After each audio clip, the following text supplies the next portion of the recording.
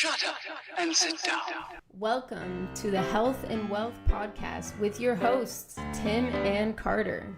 What's trending, Enrichers? Carter Wilcoxon, founder of CSI Financial Group here, with my co-host and former wealth advisor, Tim James, founder of ChemicalFreeBody.com and your new health advisor. This is the show where we reveal the connection between physical and financial abundance. Hey, Enrichers, thank you for joining us again for another episode of the Health and Wealth Podcast Show. I am your co-host, Carter Wilcoxon, CEO and founder of CSI Financial Group and co-founder of Epic Services Company, which we are going to be talking about today. I am joined here by my fantastic co-host, Mr. Chemical Free Body himself, Tim James. Tim James, how are you, bud? Hey, man, I'm doing really good. How are you? I'm doing spectacular. It's Monday. I got a little, for those of you who aren't watching and you're just listening, I got a little sun this weekend, took the family for a little vacation in Newport Beach. So that was nice. Got a little bit of sun, but it was overcast like 2 or 3 of the days while we were there, and it was absolutely perfect. Obviously, here in Phoenix, Arizona, triple digits. We've had a bit of humidity this year because we've been getting a lot of rain. The monsoons have been very active this year. So, but yeah, just got back from a little family vacation in Newport Beach. Yeah, man, I'm really excited about our guest today because you wouldn't really tell me what's going on today. So it's kind of exciting that I get to, I'm like a listener being a co-host today. That'll be fun. Yeah, exactly. So Enrichers, listen up. And I'm stoked. I'm going to use that because I was just in California. I am stoked to have our guest today, a couple that I have become very, very close with over the last almost 18 months now, I believe. Joanne and Matt Eby of Nth Degree Consulting. Matt and Joanne, can you guys hear us all right today? Yes, we can hear you loud and clear. All right. And I can tell you, you're either really, really mad or you got a lot of sun. I did. That's what I'm saying. I got, and it's funny. I couldn't tell how red I was until I was on camera. So it's funny. Hey, Enrichers, you're in for a treat today because you are getting ready to hear information because of the specialists that are with us today in an area and topics that are not only typically mysterious, but it's also the amount of knowledge that the two of these, I call them the dynamic duo. Matt and Joanne are the dynamic duo. Their amount of understanding in an area that they have come in through in the financial services, legal, trust world. I'm not even sure exactly what I'm supposed to say, seeing as we do have compliance that is part of this team.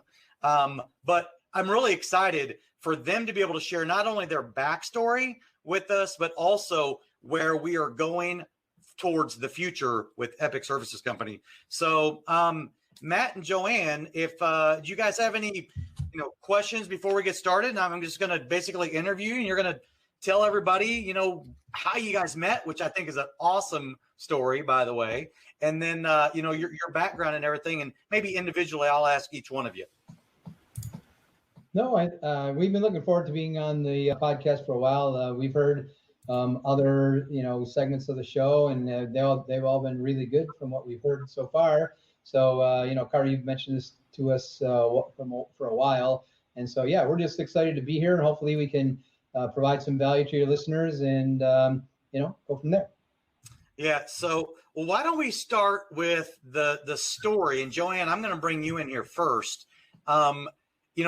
Take us back in time a little bit, even before, Matt, and talk a little bit about where you come from, right? Where you were born and raised, and then what ultimately got you into the arena that you're in today. All right, Carter, I'll go ahead then. I'm originally from Canada, and some people do hear a Canadian accent in certain words that I say. So I born and raised in Canada. My parents were immigrants from Holland. They immigrated after the Second World War. And so born and raised in Canada, went to university in Canada and got a job. I was in a financial services, financial systems company for about 13 years. And we provided software for what is called the front, middle, and back office for financial institutions, whether it be a broker dealer, a registered investment advisor, a custodian, whether you were like on the front end doing brokerage or on the back end custody. And our company handled the software solutions for a lot of the major players in Canada. Through that company, I also got introduced to working in the United States because they had some major clients in the United States, and I was able to actually do sort of a year living and working in Manhattan for a large company that's actually not in existence any longer. But I really enjoyed my time in the U.S. and I met Matt after I left that company. I started working for a bank in Canada that owned a bank located in Chicago. Matt happened to work for that bank in Chicago, and his audit team had come up to audit the global custody division that I worked for. And that was the first time I met Matt. It was in a work environment. But they sold our global custody division, and all of a sudden it's like, what am I going to do? Matt contacted his boss and he said, you got to call this person, Joanne. She's great. You got to hire her. And so I was actually hired by the Chicago division of the bank to work on the audit team. And even though I was still located in Canada, and so that was my I had a foot in each country, but that was the thing that enabled me to finally realize, I guess it's a dream, and certainly I'm very happy I'm here, but just being able to live and work in the United States.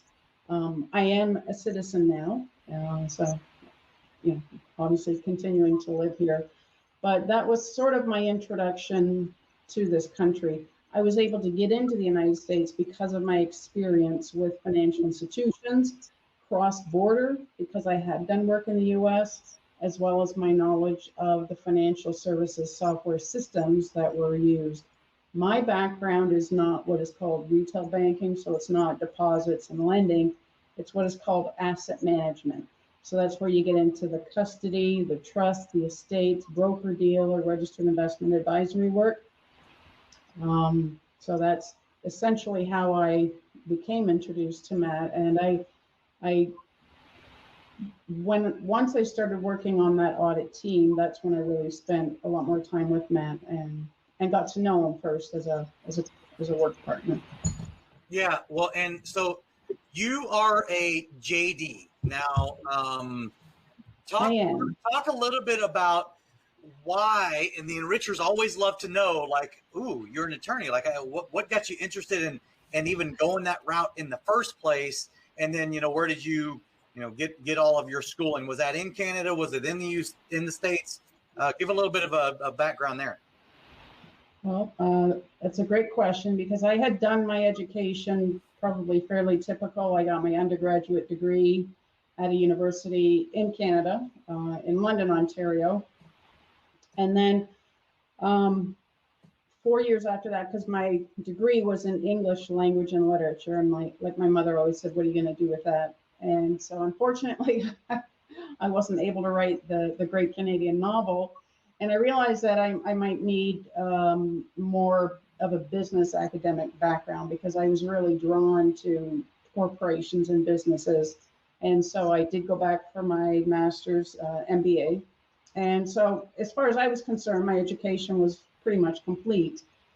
And in the financial services industry, especially in the United States, there are a lot of certification programs, but from a pure academic schooling, I really thought I was done.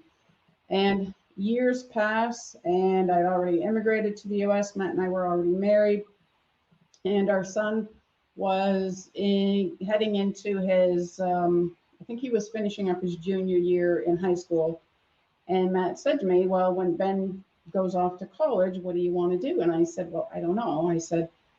And he said, well, what about going to law school? You always talked about you wished you'd become an attorney. And I said, can't do that. Like, it's expensive. And he said, why can't you?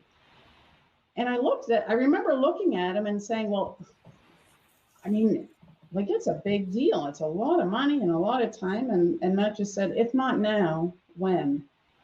And I thought, you know what? And that's the thing with Matt. I mean, I always felt like he had my back and encouraged me. So long story short, when our son went off to college, and he left and went off to college in Canada, that was the same year I started law school. And I was still, I wasn't full-time law school, but part-time law school, they require you do it in 4 years. Full-time is 3 years. So it was still a push.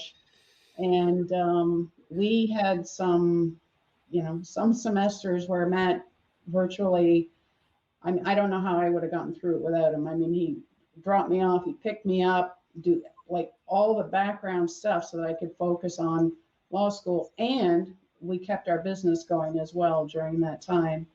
And I think Matt was the proudest of all when he took Ben and I, when we both graduated the same month, 4 years later, and Matt took Ben and I out for a celebratory dinner. And he was looking at us, and Matt was so proud of each of us. So that was kind of my story of law school and getting my JD. I'm also a barred attorney. I did sit for the bar, and that was interesting as well, because once I got my JD, I thought, that's fine. I don't need to actually be an attorney, because in my field, compliance, you don't need to, be barred. And it was our son who looked at me and said, Mom, you've gone this far, just sit for the bar. So it was another 3 months of like, oh my gosh, studying for the bar. But yeah, I did do that, and I am a barred attorney. So, so do you want to give any type of indication on where you ended up going to law school and where you're barred, or do you want to keep that down low?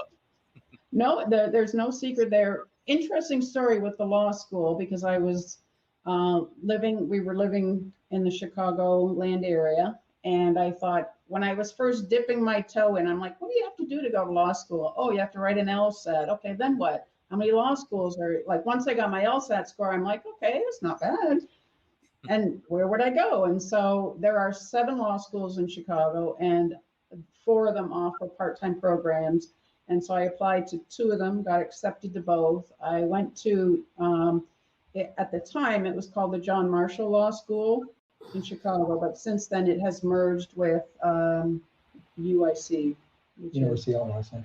University Chicago, of, rather. University of Illinois in Chicago. So but at the time I was there, it was a John Marshall Law School, and they had a great part-time program. And some of my most interesting classes were the night classes, where the diversity of ages and career backgrounds. I can't not tell you how many police officers, who were reaching the end of their police career, would sit in those night classes, and it was just like interesting. And medical doctors and retired pilots. It was really, really interesting to get those different deep levels of experience and background. So those were some of my most interesting classes. I am barred in Illinois. I have not had a need to be barred anywhere else, although, I mean, if it was necessary, I would, I guess, sit for the bar somewhere else. But when you do work as a compliance officer, you're not practicing law. I'm not in a courtroom, and so I don't need to actually, be barred anywhere else. But I am required, as you've heard me say, Carter, if I'm giving you advice that seems legal. This is not legal advice. I'm not charging you because I'm not practicing law in a state that I'm not barred. So, so that is where I went to school and where I'm barred. Yeah, that's awesome. So it wasn't like you were attracted to being an attorney. It was because of the financial services that just led you eventually to getting that. And then I think you said it was Ben that said, Mom, you got to go ahead and sit for the bar too. You got to sit for the bar. He knew, and I think he was, the night before he left for college, and we were taking him to the airport the next day. The night before, he and I were out walking our dog, and he said to me, "Why are you going back to school?" He said, I'm leaving. You can enjoy life And I said, well, what am I going to do? Garden? Go shopping? Cook? That's not what I do.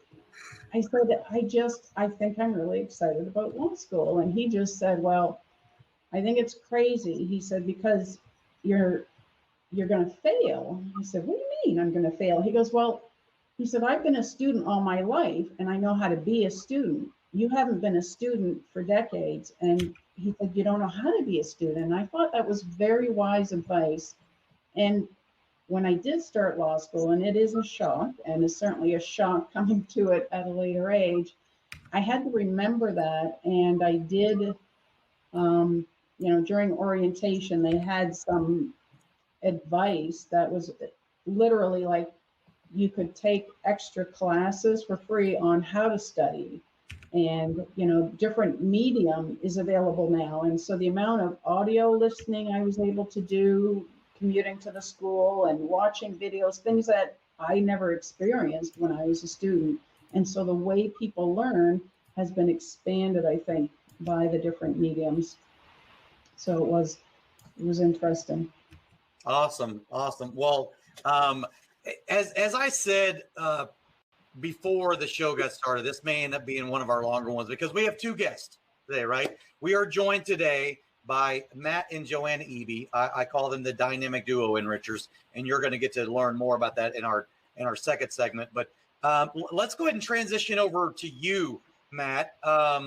Your background and experience and the amount of time I've gotten to spend with you has really, as far as I'm concerned, highlighted and empowered me because of your incredible background and your story.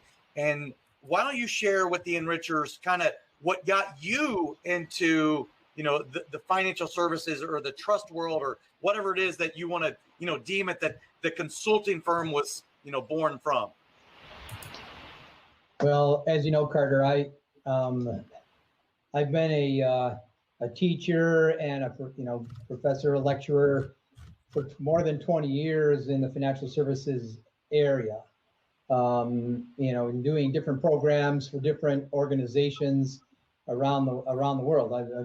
I've done things internationally and domestically, et cetera. So anyway, but what I share with my students in telling the backstory is that in being from the trust industry, a lot of people don't even know what that means, but I'll say that like a lot of people that are in the trust industry, they just simply were walking down the street one day and fell through the manhole cover and wound up landing inside the trust department of a bank. It wasn't one of those things that you went at show and tell in second grade and, went into in front of your classmates and said, when I grow up, I want to be a trust officer in a bank, right? As opposed to being, a policeman or a pilot or whatever you would say as show and tell. So that's exactly how I wound up in there. I had a friend of a friend of a friend who was a manager in a trust department in Chicago, and I graduated school as with my undergrad, and I didn't have a job. And from a friend of a friend of a friend, they took my resume and they hired me, and that's basically how I got into the trust companies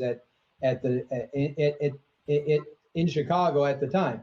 And I was just talking to our son yesterday. Actually, it was on Saturday, so 2 days ago. And he's in the industry as well. He's a consultant in the industry as well. And I said to him when I first started, it used to be at that time where security deliveries in the streets of Chicago, these were over-the-counter trades and settlement.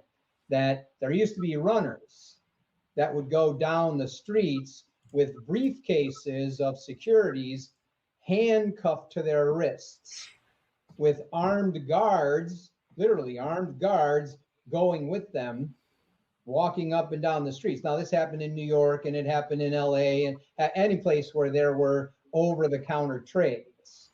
So this was physical trading environment, and it's within my lifetime. So this is only 30 years. Now there's none of this. All this stuff is electronic. You don't see any of these kind of things happening any longer.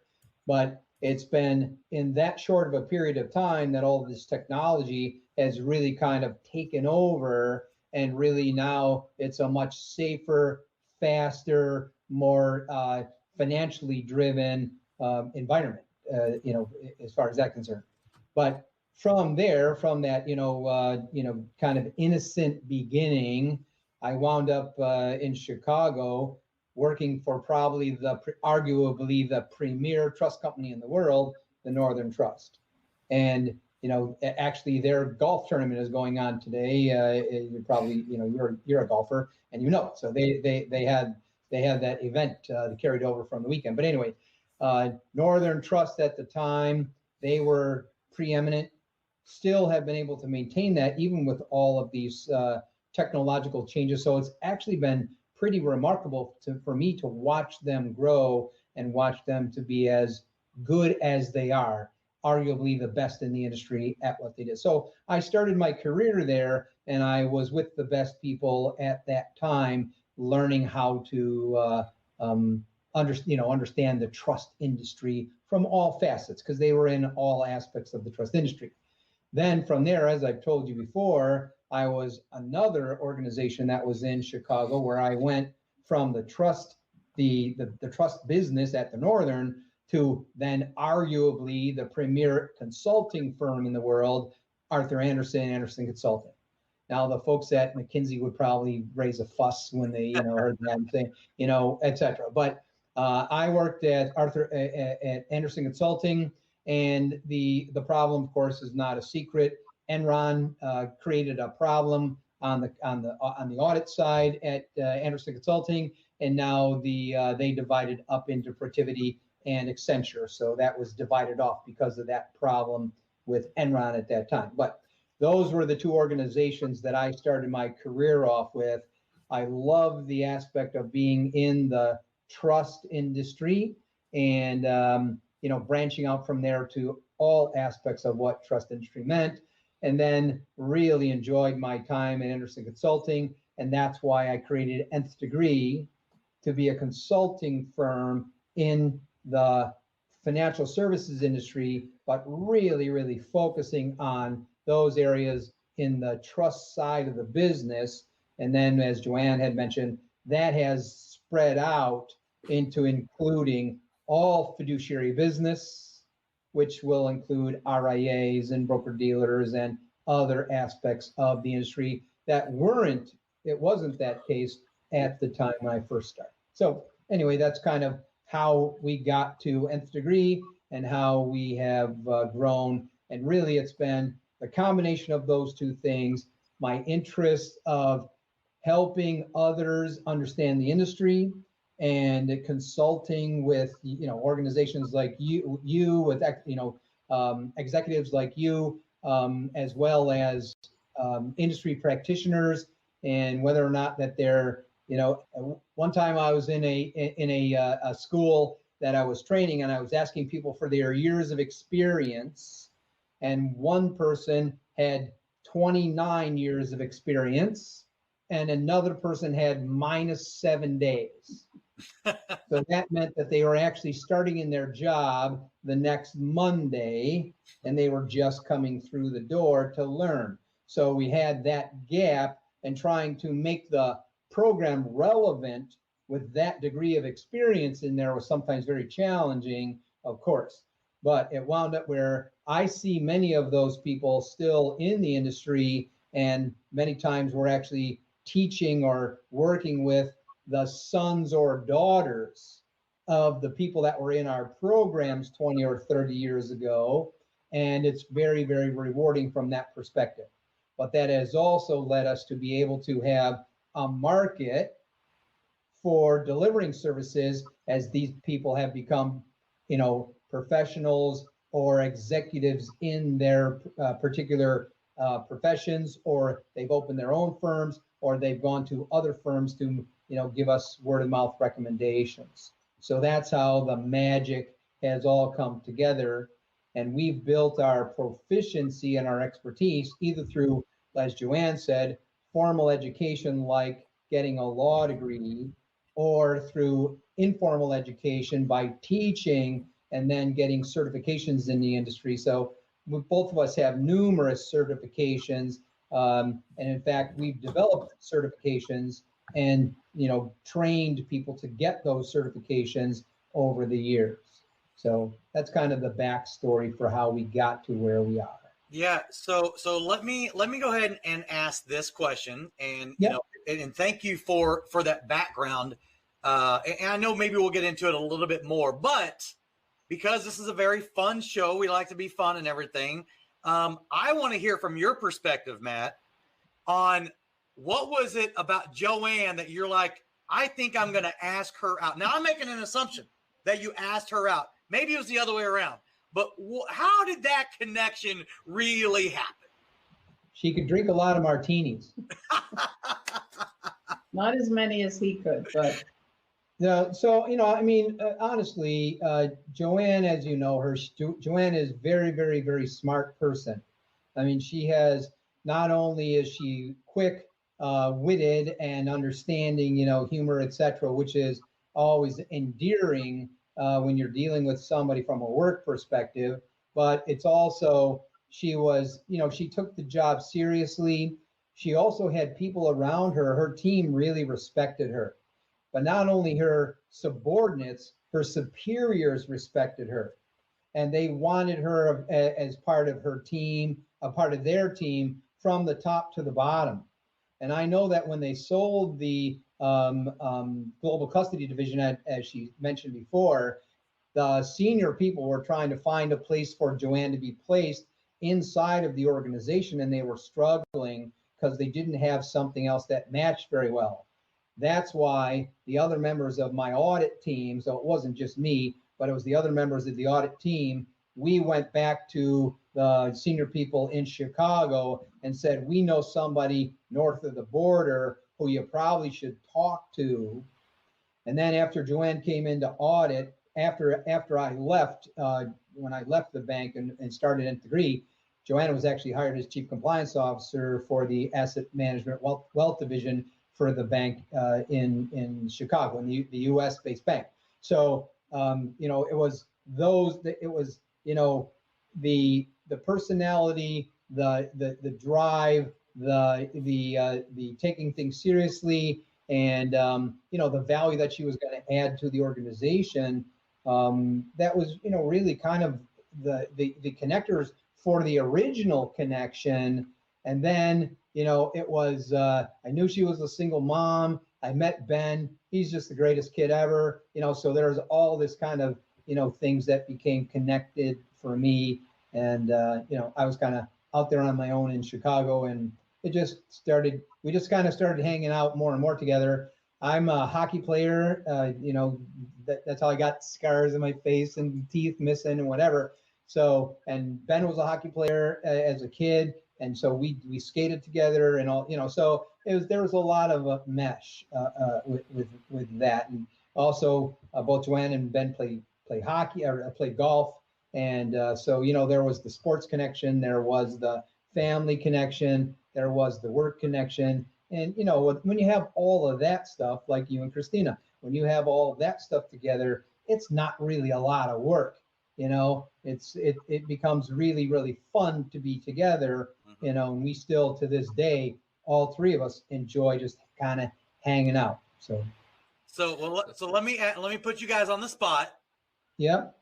What was your official first date? Where did you go for your official first date? Official first date? You mean like where I had asked her out and then we met?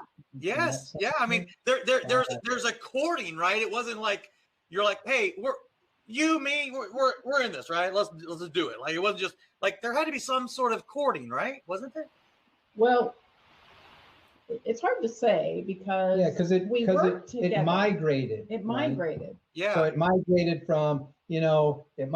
from business lunches to then, and this was after Joanne came to the U.S., where it became more of a personal connection.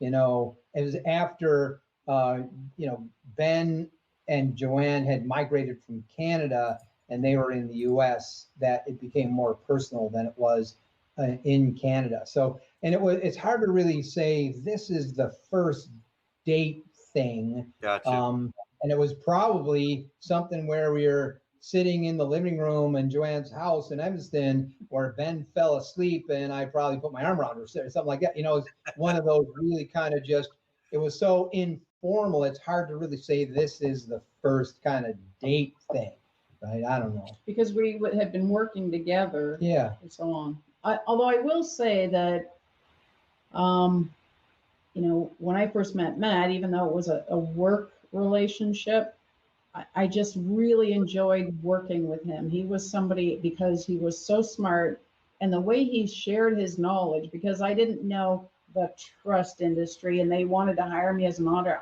I'm not an auditor. I'm not an accountant. I don't even know the trust industry.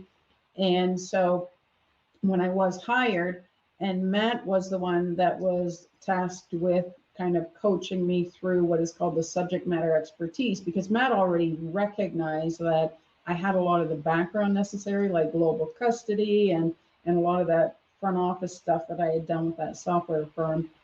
And I really admired the way he was able to sort of, and I'm not even going to say teach me, but coach me. And that's a skill. And then, you know, seeing the way, and just how he brings humor into play, he would crack me up a lot, but not because he's making silly jokes, but it's just like that dry wit really kind of, I found interesting. But also just knowing him as a person and the way he was, like, you know, sometimes you meet somebody and the way they are with dogs and children says a lot. And just, you know, and this is even before we had a dog, but just any dog along would just be like, they'd see Matt and they would, I'm thinking, wow, you know. So there's a side to Matt that was always just very interesting, and it was always comfortable being with him. And so it just, as Matt said, it just migrated. And we are together 24/7. And to, you know, to kind of, you know, to share with you, you know, Carter, as long as you're asking, there was 3 of us. So we had a third partner in here involved with us who was really my manager in audit, and her name was Stacy Gold. And Stacy was with us. So we were kind of the 3 musketeers, if you wanted to call it that. And when we were working in Canada together, it was the 3 of us that worked together. And then Joanne had another kind of partner, whatever you want to call it, a close friend, and her name was Pat Rogers.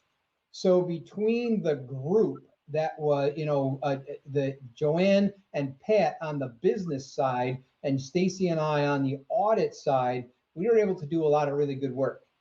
You know, it was, you know, Pat was more of a business analyst. Joanne was head of a segment in global custody, and Stacy was actually my manager.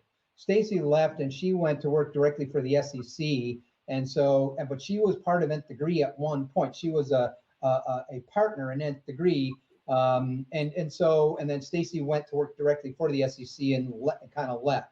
But we were, you know, there was 3 of us involved with this at the very beginning as partners. And so it's so hard to like delineate whenever it became different, you know, and when it became the family business. And then, you know, it's like I'm saying, Ben interned with us because when he came back from university, when he was a kid, right? So he's 17 or 18 years old. Well, we can't leave him at home and we got to travel. So Ben's with us in the back of the car, and he's with us at the client, and he's working and he's doing whatever activities that he needs to do. So he's learning the business. Well, one of my students is a senior person at the firm that he works for. And when he graduated, she contacted me and said she wanted to hire Ben right off the bat, because she knew that he had interned with us and had all this experience. So he had already had 4 years of work experience as an intern before he had graduated school. And he's still working for that firm today, 10 years later or 8 years later. Talk about coming up through the family business and having some great opportunities, which I say this on a regular basis, right? we are in the knowledge for profit business, right? Knowing Yeah. that we know, which we're going to get into in the next segment, and the direction and how we all, the three of us got joined together and what we're doing moving forward. But before we get there, Tim James, is there anything that you want to ask about, with some of their background and their experiences in the trust world? Like, Northern Trust is a very well-known, arguably the number one most well-known and well-respected trust company in the world. But do you have anything you want to ask about? Sorry, can you guys hear me? Yeah, loud and clear. Okay, like I'm having trouble with my headphones. Yeah, well, I think I'm good there, but I think what we've discovered today is that, and thank you guys for sharing your your personal side of things. I'm still waiting to get Matt to crack a smile over here. It might have happened. Oh, he's very serious. I smile more on the inside, Tim. That's good. Well, we need more of that. But no, it's just your, like I said, I appreciate you guys sharing. And I think that we've learned today that attorneys and trust experts are people too, and they have feelings, right? And I like the story about Matt being good with dogs. That tells me he's a good guy. So, and he might be, that we might have a real life Happy Gilmore here with that hockey background going out in the golf course. I don't know. Are you the long driver in the family? Not compared to Ben anymore. Ben is over the top now. It's amazing. He's basically self-taught, but he joined a club when we were doing a lot of work in Wilmington, Delaware, and he became a member there. And even the serious players there would want to have a round with Ben because he became a pretty decent golfer. So yeah, he's probably at, I would guess he's averaging a little over 310, 320 on the drive. So he's really, really long. Yeah, that's awesome. Wow. All right, well, I think it's time. We're going to take a quick break. When we get right back, we're going to talk about Nth Degree Financial Services and how Epic Services Company came to fruition. We'll be right back. Are you concerned about being able to get all of your affairs in order during this trying time? Are you troubled by what would happen if you ever became incapacitated? Maybe you've been procrastinating in the past to address these issues, but now, more than ever before, you know just how important it is to get everything documented. Well, don't worry, because we can get you taken care of right from the comfort of your own home. Welcome to the revolutionary My Life Card Plan estate plan processing platform, home of the last estate plan you'll ever need. We are very pleased you are here, and rest assured, we can offer you a complete estate planning experience regardless of where in the 50 states you may live. Our unique transformational system combines efficiency, convenience, and professional support at levels you never thought possible for setting up your estate plan. Moreover, we will provide you with powerful, user-friendly dynamics that put you in total control of your plan throughout your lifetime.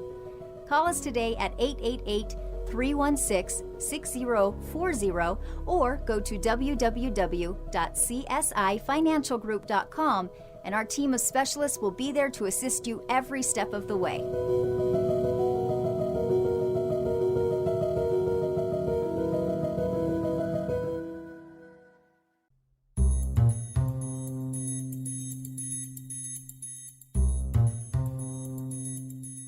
What's up, Enrichers? Tim James here with my co-host Carter Wilcoxon. In the house today, we've got Matt and Joanne Eby, the dynamic duo, as Carter calls them. And now we're going to get into, Carter, what is Epic Services and Nth Degree Financial, and how do they come together? What's going on over here? So Nth Degree Consulting officially, right? Is that right, guys? Nth Degree Financial Solutions. Okay, fine. Okay, I knew it was Financial Solutions Consulting, all those different things. We just say Nth Degree, right? Well, hey, it has been, I want to go back, answer the question that Tim is talking about, like, what's Epic Services Company? So let's go back from the very first time that we met in Las Vegas some 15, 16, 18 months ago, and I was sitting across the table from you, ironically, at the the Cheesecake Factory that my better half, Christina, mentioned in this podcast earlier, actually opened when she used to be national trainer for Cheesecake Factory, which was very interesting that you guys just happen to live basically right down the street. So why don't you, from your perspective, talk a little bit about what I was trying to share my vision and overall on why we were trying to form some sort of a relationship with Nth Degree, because we were introduced to you from Gavin Finley from Trust Management Network, right? He said, hey, if you're gonna even think about starting a trust department or a trust company or, you know, wherever you want to go, you absolutely need to have a conversation with Matt and Joanne Eby. So why don't you guys share a little bit about what you remember from that day, and then how ultimately Epic Services Company came to be? And maybe that's more for you, Matt, or maybe more for you, Joanne. I should have specified. Yeah, it was interesting because we did get sort of Matt had a conversation with Gavin, and Gavin said, oh, we should meet these people. But I'll be honest, it was not the first time that he had hooked us up with people who kind of had the idea that they wanted to start a trust company, and what does it really mean? And so I think Gavin had learned over the years that he can just introduce them to us, and we can pretty much talk them out of it. So, and that's typically how it went, because it's not for the faint of heart, and it is a serious business. And so, you know, what's your purpose? Why do you want to start a trust company? And so it was intriguing to us that we were going to be able to meet you in person, because normally these were either phone calls or just kind of a video meeting. And because you guys just happened to be in Las Vegas, it was yourself and our CFO, CFO. And so we did meet, but for Matt and I driving over there, you know, we just sort of, we didn't know what to expect. And so when we showed up, one of the things I know, and I was talking to you, Carter, and I didn't mention it, but one of the things I loved about law school was just really the laws themselves, the rules, the regulations. So I'm really kind of driven by that. And so I did remember talking to you and saying that one of the things that we were interested in as a business was working with a company and being able to work with a company that was building it, because we would want to help them build it right. Because we have done so much work for organizations in trying to fix it after it goes awry. And I remember talking to you about that, Carter, and I didn't know how you would sort of, you know, accept that, because it's almost like, you know, do it right the first time, or, you know, we're not interested in working with you. And I was hoping it didn't come across that way, but it's something that became sort of a passionate project for Matt and I, because we had worked with some companies that were de novo or startup, and you know, it was sort of more interesting working with them, because it's like, well, here's how you put the right building blocks in place so that you can do it correctly, as opposed to just seeing the complete disaster and then trying to pick up the pieces and fix it as you go. And our company got a bit of a reputation for many years as being the go-to company for organizations that ran into trouble with their examiners, and word of mouth. And so, you know, we just kind of, if we were hired by a company, and we keep it very confidential and we won't say who our clients have been, but there was one client, they wanted to kind of put our information on their website, and we're like, I don't want to do that, because you know, other people in this country are going to know and say, oh, that company, is everything okay there? Because why else would Matt and Joanne be there? And that's not a reputation. We like to also help companies build it. So we've done wonderful work for organizations helping build compliance programs or build processes to make things work really well. And so as we've been in business over 20 years, we're leaning more toward clients that are interested in, is like, how do we do it right? Can you help us? And so when we met with you, Carter, that was the one thing I know I was stressing. and just kind of, and I really didn't know how you would take that, but apparently you took that very He's well. resilient. You are resilient, because I'm like, So, as you know, my story is I didn't want to have anything to do with this. Yep. I thought that this was just, I thought it was just crazy, and really didn't want to have very much to do with it at all, and didn't think that it was a very good match between what Nth Degree could do and what you guys needed. I thought that there were other solutions for you, and really that's basically, that's kind of the rest of the story. I had a lot of conversations with Earl and other folks, and Joanne put a lot of pressure on me to hear the remainder of the story. But now we're here 18 months later, and it's refined quite a bit now into moving into the Epic Services arena and becoming a lot more of a wholesale distributor of opportunities. And the thing that really caught us from the beginning, of course, is to bring these services that are trust and estate and whatever that seem to be up in the clouds, to bring these services to the masses, to democratize them, to bring them down to out of the clouds and bring them to the everyday people who might need these services and have their families benefit from these services in a very easy and understandable way. And that's basically the reason why that we were a lot more interested in that type of an approach over the, as we discussed this more and more and more, and then understanding more about how you were going to do that and your distribution mechanisms and the business model and your target market.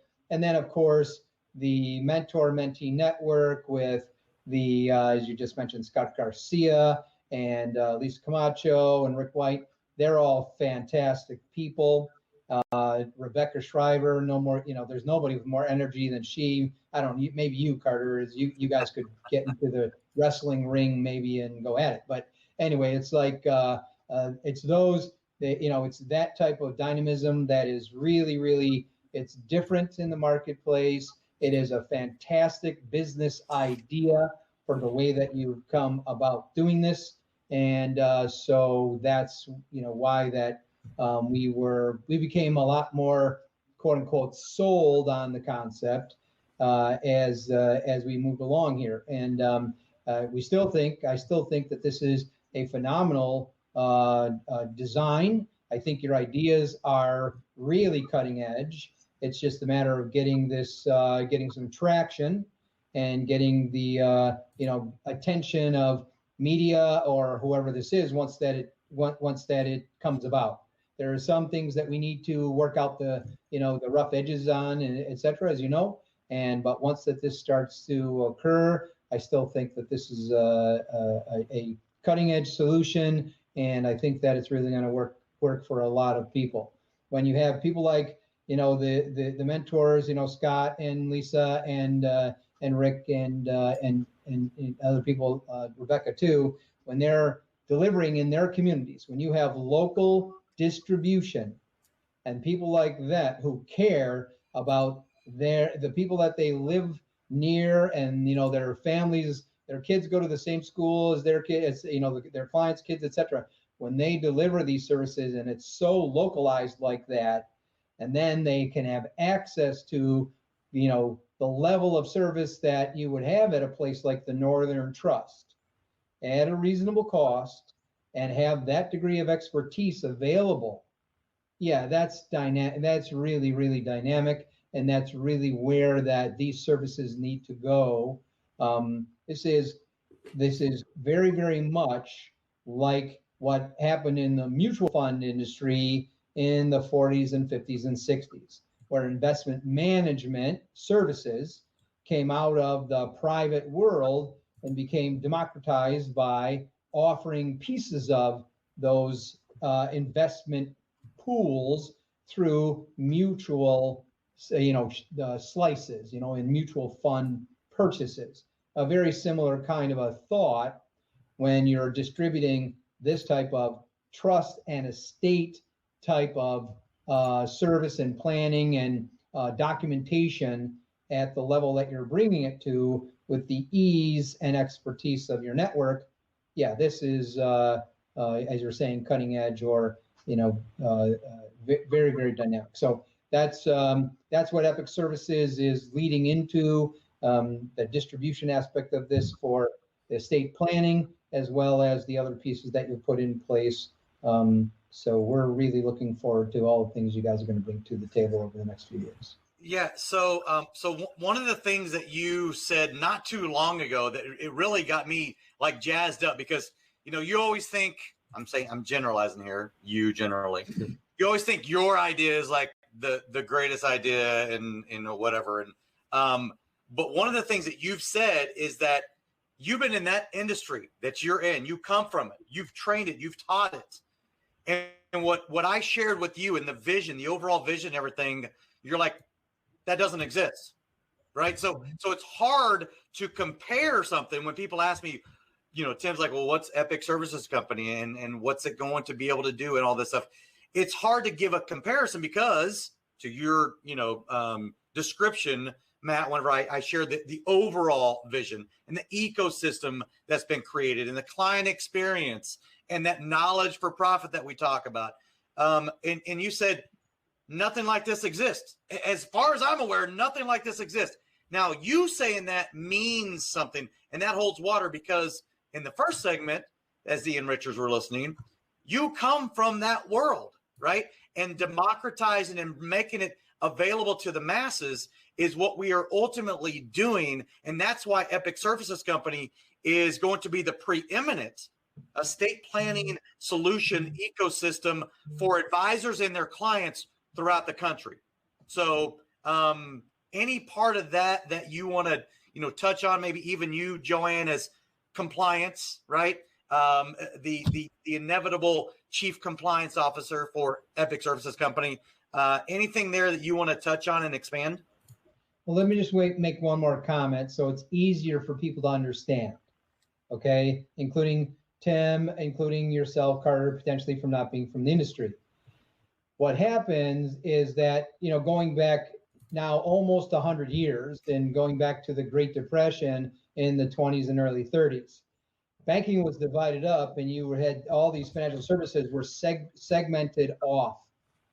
And if you think about it yourself, even right today, if you need insurance, where do you go?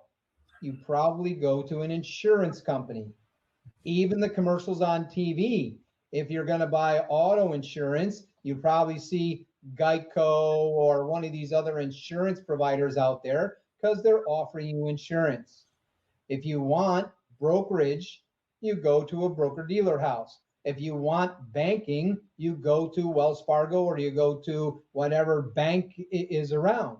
You don't think about them crossing over and providing the solution set for all of your financial needs. You would rarely go and think about going to an insurance company to provide you banking services. But the thing that you are bringing to the table is you're bringing through Epic Services all of that underneath kind of one umbrella, right? It's because you have your distribution network being Scott and Lisa and whatever, and they have access and expertise to all of this stuff, starting off with the estate plan that somebody would have. Well, their target market are going to be people who are thinking about, one, life insurance. That's probably people that are greater than 60 years old, maybe greater than 70 years old, not sure exactly what the target market is. But then in the same breath, they're also going to be concerned about estate planning. That's a great target to be in. Then you also have the 68 or whatever it is, $75 trillion of assets to be transferred in the next how many ever years. So it's a huge pool of assets.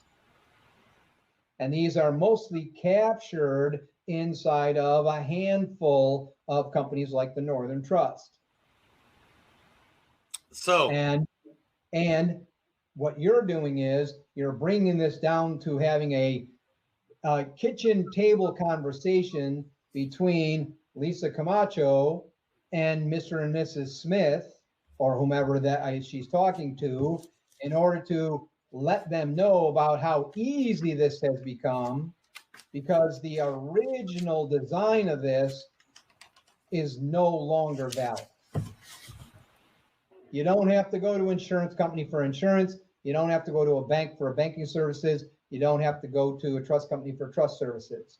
You can sit on your computer with Lisa right there next to you, have your estate planning done in 90% in 90 minutes or less. That's the real deal. But remember, these people who are 60 years old, they grew up in the old environment. They think most likely that they have to go to a trust company for trust, a brokerage company for brokerage, bank for banking services, etc., because they grew up in that environment where these things never got cross-pollinated. And that's part of the challenge. Yeah, so I think you need a good analogy there, Carter, to talk to these older folks, because my dad really wanted to meet with an attorney in person. He's like, I want to see him face to face, you know? Yeah. And I was like, you can just tell them, well, remember there was a point in time when bread wasn't sliced. Remember when it was really cool when they sliced it? Like we just kind of put everything together. It's just, you know, maybe we need a little analogy for them. Yeah, that's probably a good idea. I will tell you that one of the things, and I've totally taken this from Matt, but what was supposed to happen in 2030 happened in 2020, right? So the demographic we're talking about has been forced to become comfortable accepting, if you will, online and virtual meetings, right? We're doing this podcast right now. Matt and Joanne are in Florida. You're in Portland, Oregon, and I'm in Phoenix, Arizona, right? And we can do this live right now, right here. We can record it. We can have audio and video and the whole deal. And what we are doing this on is a system that's in the cloud. This isn't a download. You don't have to. This is a system that's all in the cloud. You guys clicked a couple buttons and then you just showed up in this room, right? Pretty simple. Well, that is, and as far as I'm concerned, and you're right, you know, there will come a time when that won't be necessary, because I believe that what we're on the precipice of and what Epic Services Company is really designed to do, with the inevitability of the idea that will also apply to get our trust power to become a trust company for everything that we'll be able to do.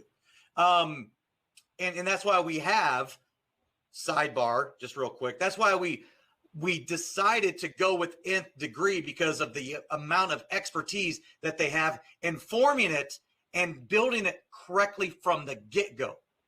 But my point here is that eventually this will be the only way you do estate planning, financial planning, all online. We just happen to be well ahead of the game and ahead of the curve with what it is that I've shared, you know, my vision with Matt and Joanne. So do you guys want to talk a little bit more about that?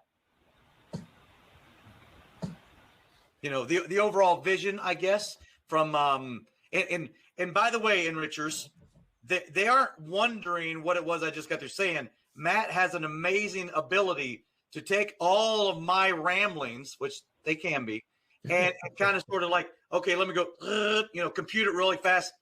And then he comes out with this very, you know, seamless and amazing rendition, his own. Well, let me translate what Carter just got through saying there. So Joanne says that Matt is the master of the obvious. That's her quick, you know, the ones that where when I do repeat what you just said, or if I, you know, make it concise, right? It's basically just repeating what you said in a more concise manner. It's obvious, right? And that's actually, as far as I'm concerned, the highest compliment that you can give me is that that's obvious. Okay? And yep. That means that any fool can make things complex, but it takes a genius to make things simple. That's Einstein. Okay? And so that's really how we have to boil this down. The sequence of this, if that's what you're asking about, the migration of Epic Services goes from the distribution of these services, right, from the front end of this through mentor-mentee network, then it goes into a migration of getting your trust license to bring that in so that the distribution network has access to more than just estate planning and life insurance. Safe money is what their term. I'm not from the industry, so I'm borrowing their term. Sure. So if somebody as an enricher is looking at this and they're insurance licensed only, you know what I'm talking about. And then it winds up where once that Epic Services becomes Epic Trust Company or Epic Services with trust powers, then the insurance license only distributor, the agent, winds up having access to more than just safe money, because then the trust company can talk to the client about the at-risk portion of the portfolio, which then makes the agent the trusted advisor. That's the vision. Then it rolls through into from the trust company to outsourced investment management services on the platform, world class. That's really how this seamlessly flows from Epic Services through Epic Trust Company to the outside investment advisor seamlessly. And the thing that excites me is just knowing that because of what you already have put together, the way that you're able to kind of bring in that distribution network and the other partnerships you already have in existence, including trust services, it's almost like it brings wealth management to the masses, to people who traditionally thought, there's no way I can ever go to, never mind Northern Trust. I can't even go to my local bank's trust department because I'm not rich and I don't have that much money. And I don't want to look stupid, and I don't want to look like a hillbilly, and I don't want to look like I'm lost, and I don't want to look foolish and whatever. So everybody has, not everybody, a lot of people have that assumption that if I don't have $1 million or 2 or 5 or 10, or if I don't have a degree from an accredited university in investments, I can't go and have any conversation with anybody about this. Well, that's how you democratize this. That's what Epic Services is about, and how you make this simple and straightforward so that you can help those individuals who do have the need for protecting their family in the future and then setting this stuff up for future generations. So, Tim James, I know you are, learning on the fly today about what's Epic Services Company and the whole ecosystem and everything. So does that make a little bit more sense? And of course, we're leveraging technology, right? Digital transformation. We're in the digital age.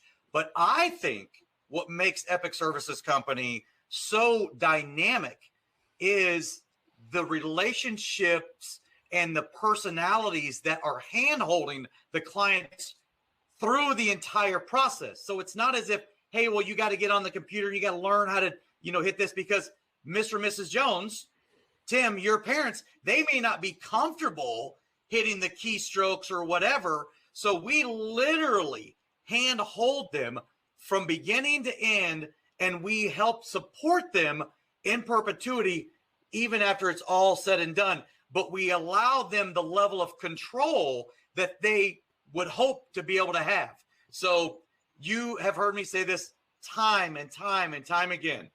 3 things better than anybody else: elevate the client experience for the advisors that bring the clients in, the trusted advisor, create professional contrast, what makes them different in their communities, right? And then number 3, to your point, Matt, is you competitor proof those ideal clients because of them setting up these estate plans for their families for generations to come. So that's what we've really built here, an entire, soup to nuts, A to Z, systematic client acquisition and client relationship and retention model.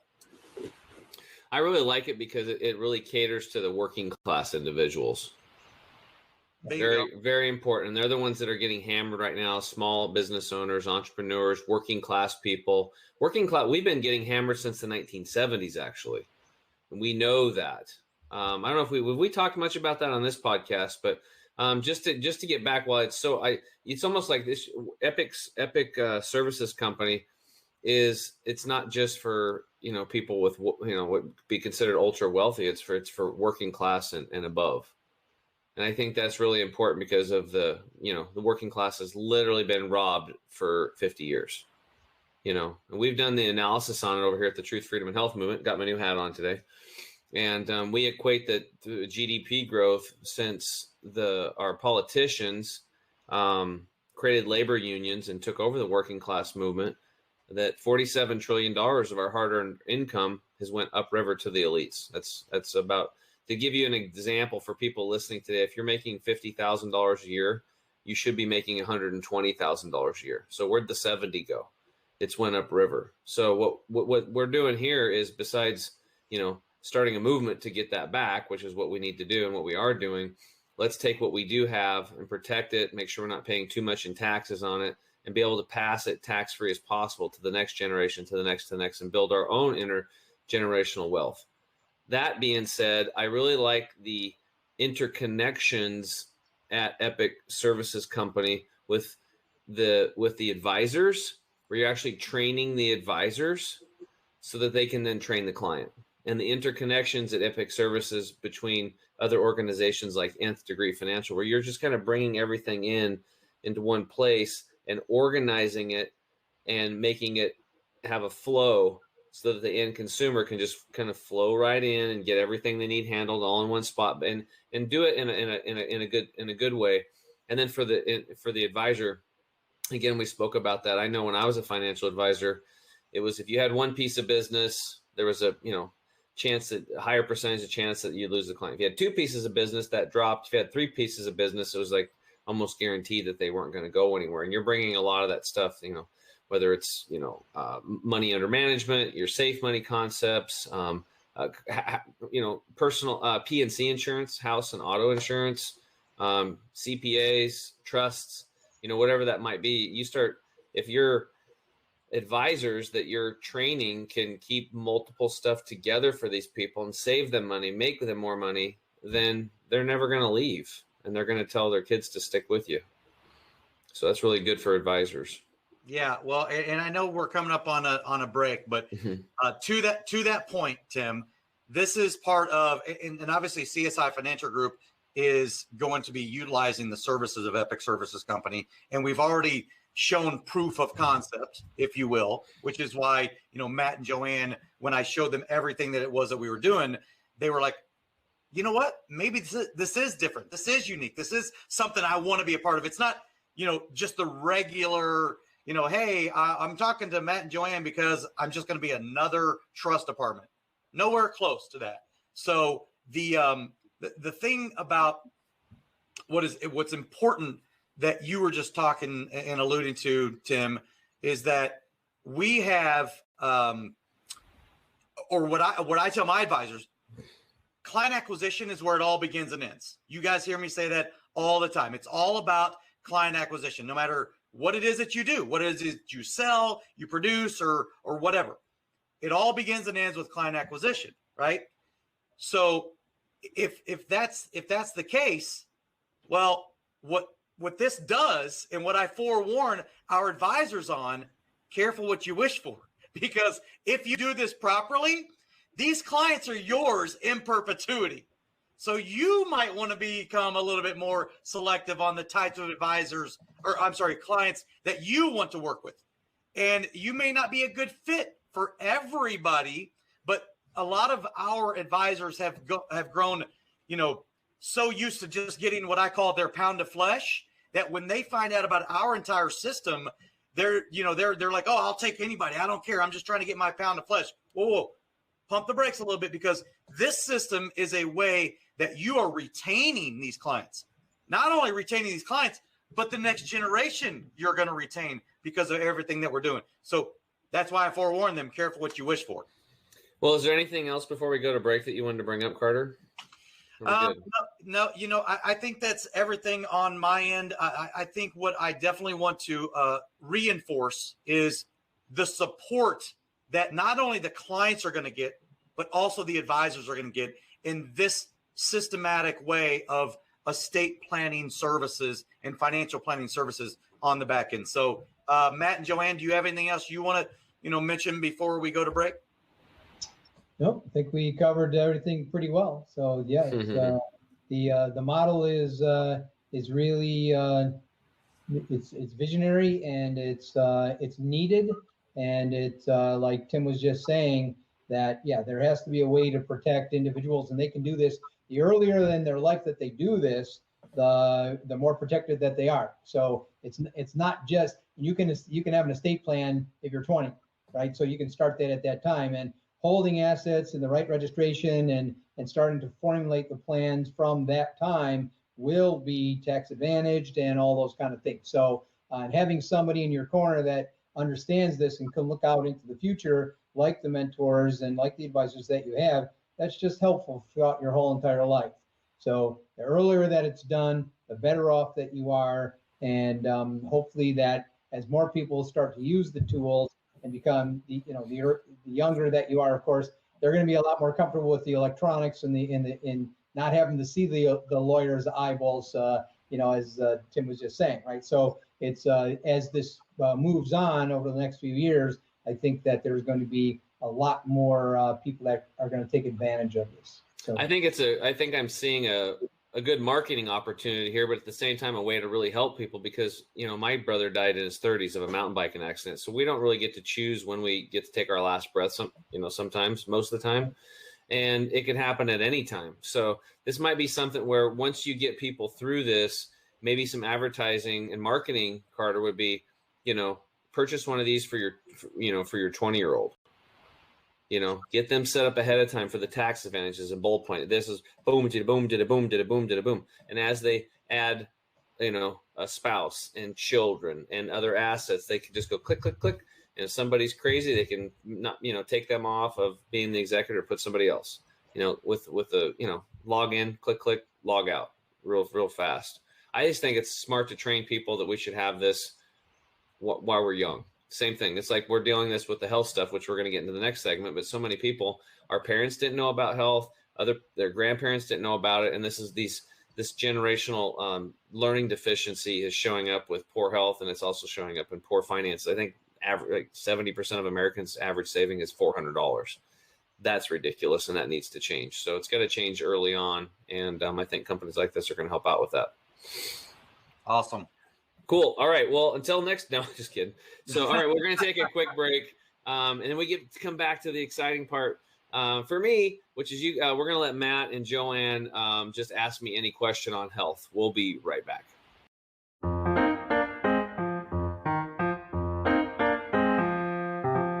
You want the absolute best for yourself, and you want it to be easy. That's why we created Green 85. It helps with detoxifying the body gently. We're proud it's chemical-free, unlike almost all other supplements you'll find. Bottom line, Green 85 will get you healthier. We look forward to hearing what Green 85 did for you.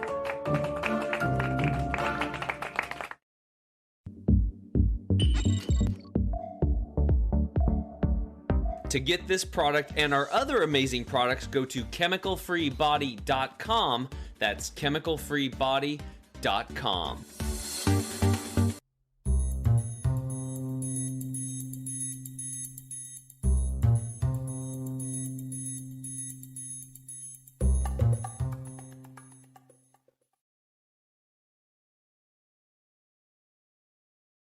Welcome back, Enrichers. Tim James here with my co-host Carter Wilcoxon. Again, today in the house, we've got Matt and Joanne Eby. And guys, it's been really interesting learning about what you do. And I really like it that you take everything, serious in what you're doing. You're truly professionals. You guys are have definitely put your time in. And there's just a lack of excellence today, I think, in a lot of industries and businesses. And I really appreciate that you guys have brought excellence into your industry. And that's really going to trickle down to the end client. So thanks for that. But now we get to have some fun.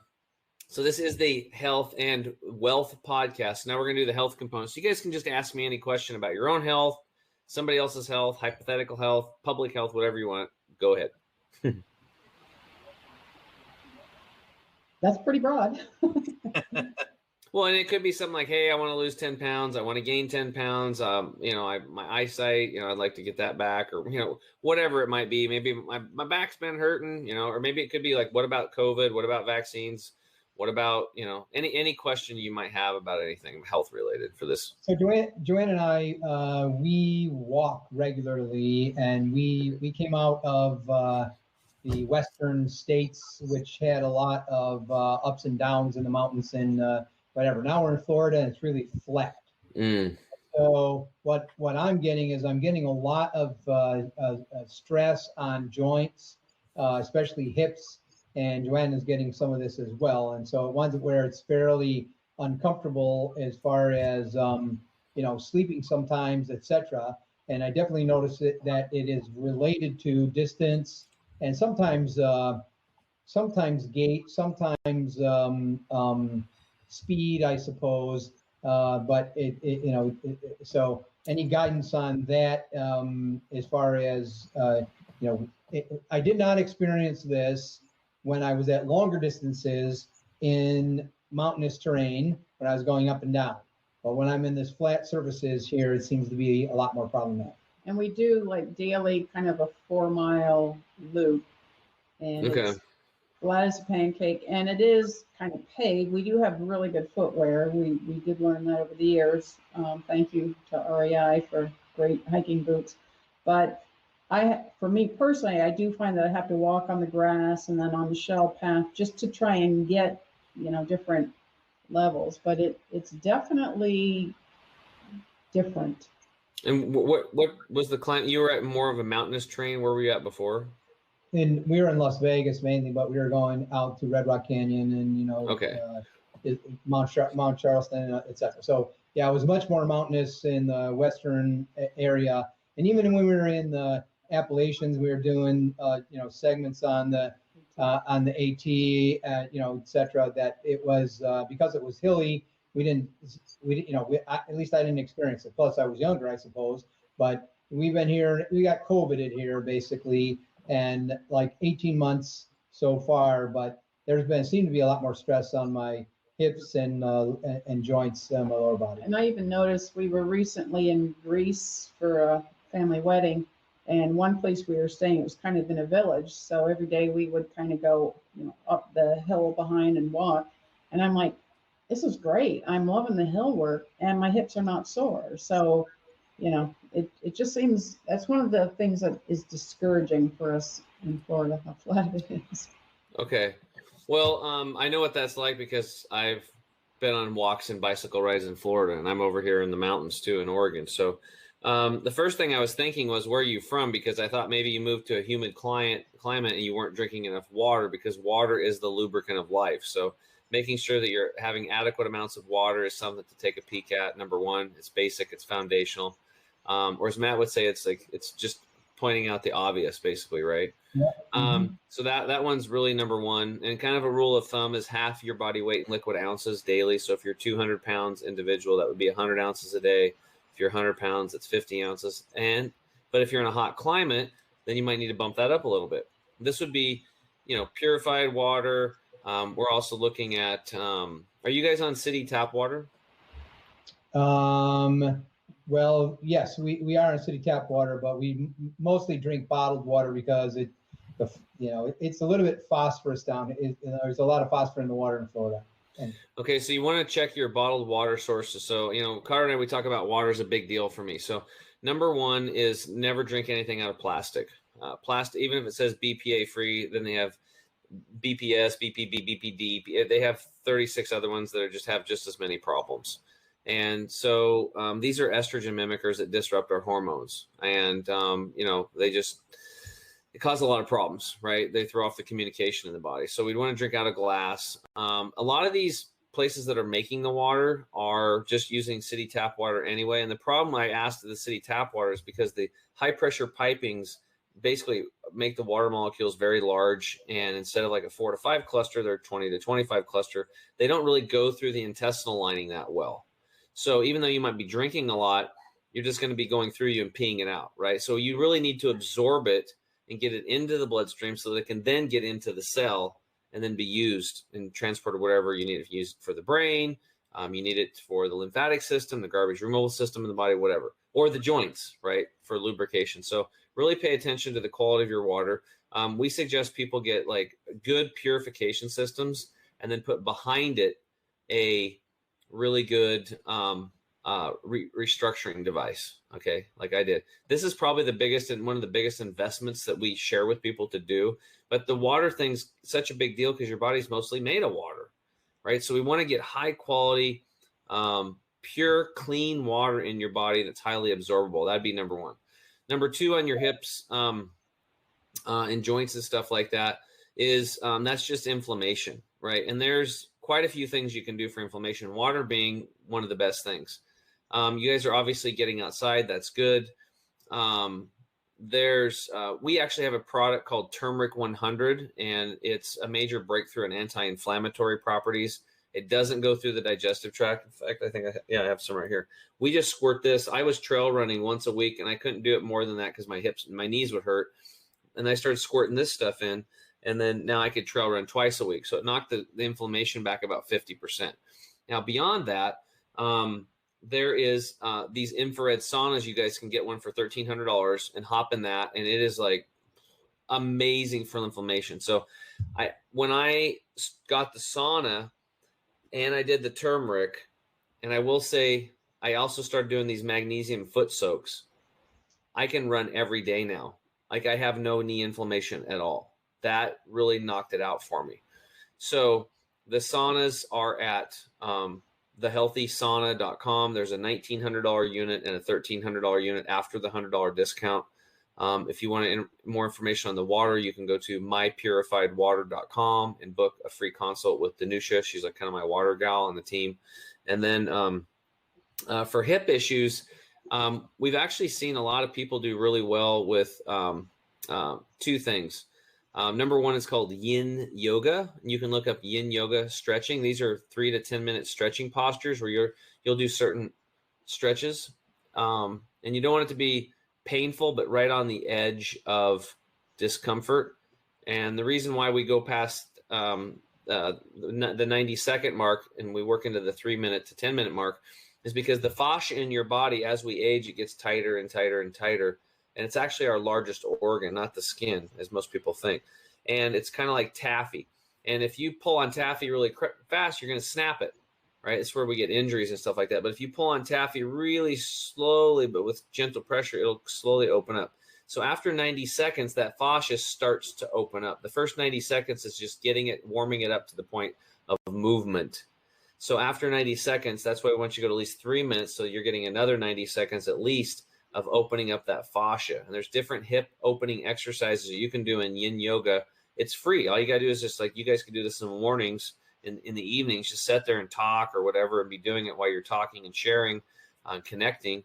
And the other thing is actually cycling, having a little cycle. Cycling, I've seen that do wonders for people's, for hip issues. And then the last thing I would say is two other things.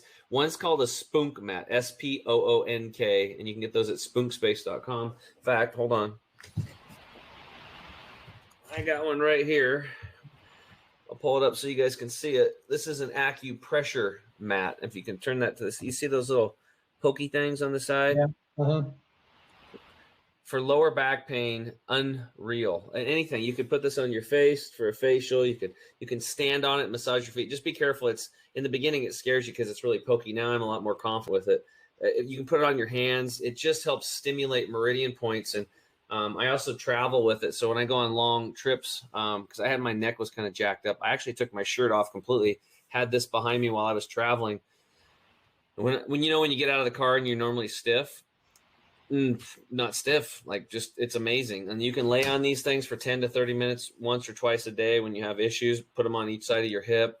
They're phenomenal. And then the other thing we can do to reduce inflammation that's passive is grounding or earthing. Are you guys familiar with that?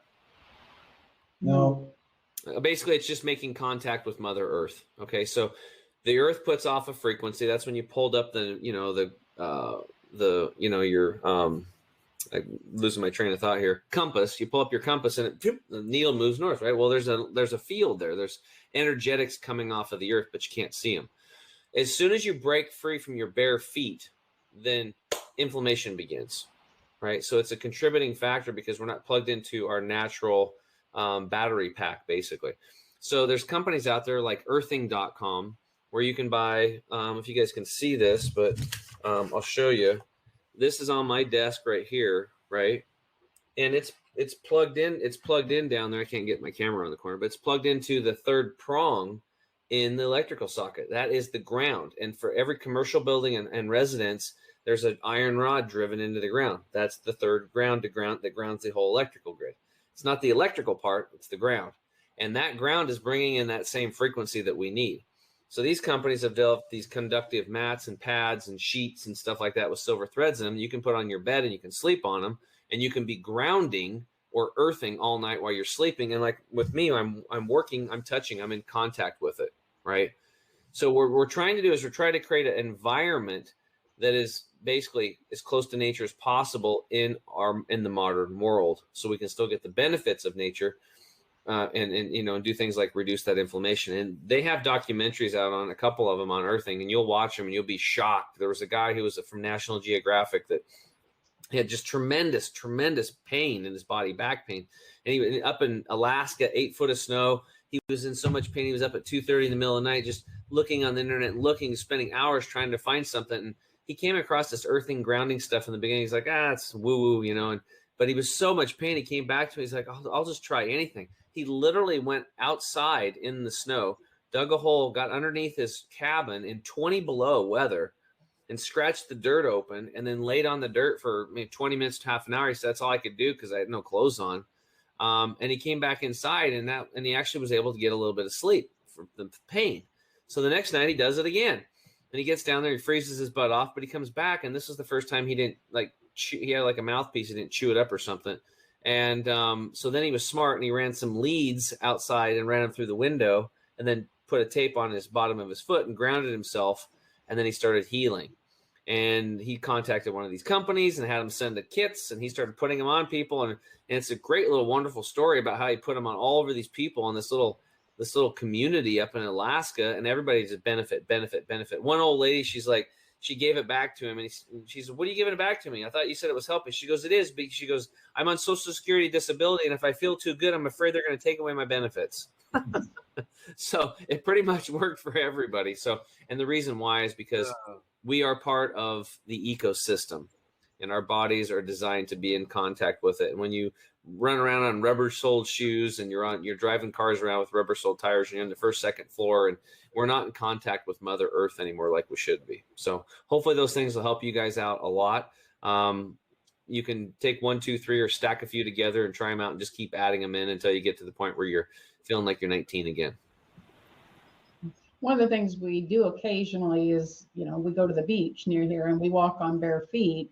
And I know I always feel really good. Like the next day, it's like we had a great sleep. And, it's just, I always assumed it was because we were able to walk on different bit of terrain. But I'm wondering if, it's also just, Well, there's many things out there. Number one, you're enjoying yourself in nature. Number two, the beach offers one of the most highest contents of, what's that? No, we're having a problem down here with called red tide, and there's a lot of dead fish. Anyway. Oh, dead fish! Yeah, you get a lot of dead fish. That wasn't a good day at the beach, but yeah. Yeah. So, well, there's these things that in the forest, and they're negatively charged ions that are created in the forest, and the beach is it creates the most of them, right? So you have those. You're grounding, especially because the sand is wet, so it's a super conductor in the water. And then you have the salt water that's there too as well. And there's just so many good things. But the groundings are a big vital part of that. There's also maybe some reflexology stuff going on too with your feet when you're walking on sand. So going barefoot is like so important. It's just hard for somebody like Carter. I mean, how are you going to go barefoot when it's 117 out? It's like in Phoenix, it's hot at 6 a.m. It's crazy. Well, I can go to the golf course here. I can practice my putting, on the greens, and it's not that hot. But yeah, so Joanne, I would really highly suggest that you guys get the grounding and earthing mats are very passive. I mean, they're not very expensive. I mean, their products are anywhere from $30 to $300, I think. And once you buy them, they last a long, long time. Yeah, I was taking notes as you were talking, so I've written everything down. It's what I do. Carter knows that. Yes. Yeah. Do you guys have any other questions for me? No, it's pretty helpful. Thank you. Okay, you're welcome. All right. Well, Carter. Yeah. So, hey, Enrichers, I really want to thank you for joining us for this very meaningful and important episode of the Health and Wealth Podcast Show.